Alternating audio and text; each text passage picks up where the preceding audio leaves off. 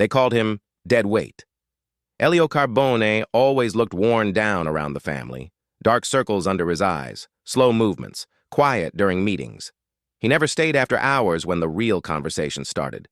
Every night, without exception, Elio left the warehouse at exactly 9 p.m. The whispers never stopped. He's lazy. No ambition. He doesn't bleed for this family. Even the underboss noticed. You move like a man already tired of life, he told Elio one evening. Men like that don't survive here. Elio lowered his head and said nothing. What none of them knew was where Elio went after 9 p.m. By 9:45, he was lifting crates at a dockside warehouse, cash paid, no names asked, until 1 a.m. At 2 a.m., he reported to a forgotten parking structure where he worked overnight security, sitting alone in a concrete booth until dawn.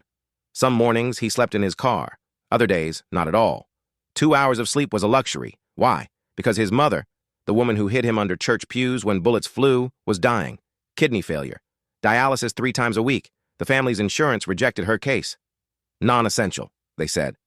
$4,000 a month, or she wouldn't live to see another year. Elio never asked the family for help. In their world, weakness traveled fast, and mercy came with a price. So he worked. For 3 years. One night, during a routine briefing, Elio swayed. His knees buckled. He crashed face first onto the table. Panic erupted. Guns were drawn before anyone realized the truth. He wasn't being attacked. His body had finally surrendered. At the hospital, while checking his coat for identification, a soldier found folded papers. Overdue notices, medical invoices, red stamps screaming past due. The boss arrived minutes later. In the next room, an elderly woman lay connected to a dialysis machine. Frail. Pale. Still breathing because someone refused to let her go. A nurse told the story. The jobs. The nights without sleep. The son slowly killing himself to keep his mother alive. The boss felt something unfamiliar tighten his chest. Shame. When Elio woke up, the boss was seated beside him. You should have come to me, the boss said quietly. Elio's voice cracked. She didn't belong to the family. She belonged to me.